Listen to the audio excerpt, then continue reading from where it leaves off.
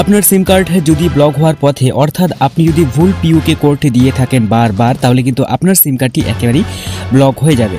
তো এবং কি আপনার যে সিম কার্ড রয়েছে, আপনার নিজস্ব প্রাইভেসির জন্য আপনি আপনার সিম কার্ডটিকে খুব সহজেই আপনি লক করে রাখতে পারবেন। তো এর জন্য আপনাকে অবশ্যই কাস্টমার কেয়ারে ফোন করে নিতে হবে 1909-এ এবং আপনার যাবতীয় তথ্য দিয়ে পিইউকে কোড আপনি চেয়ে নেবেন, এরপর সহজেই কিন্তু লক করে রাখতে পারবেন।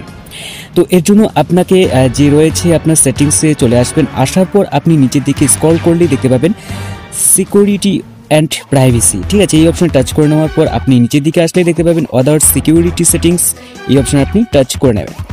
তো এক্ষেত্রে আপনি অবশ্যই কিন্তু পিইউকে কোড দিয়েও কিন্তু আপনার যে সিম কার্ড রয়েছে যেটা ব্লক হওয়ার পথে সেটাকে সহজে কিন্তু আপনি আনব্লক করতে পারবেন, ঠিক আছে, মানে আনলক করতে পারবেন।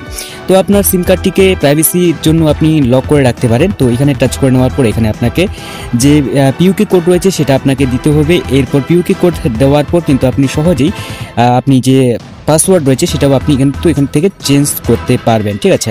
তো এইভাবে আপনি আপনার যে সিম রয়েছে আপনার সিমটিকে আপনি সহজেই লক বা আনলক করতে পারবেন। তো এই ছিল আজকে ছোট্ট একটা ভিডিও, দেখা হচ্ছে পরবর্তী নতুন ভিডিওতে। Bye bye.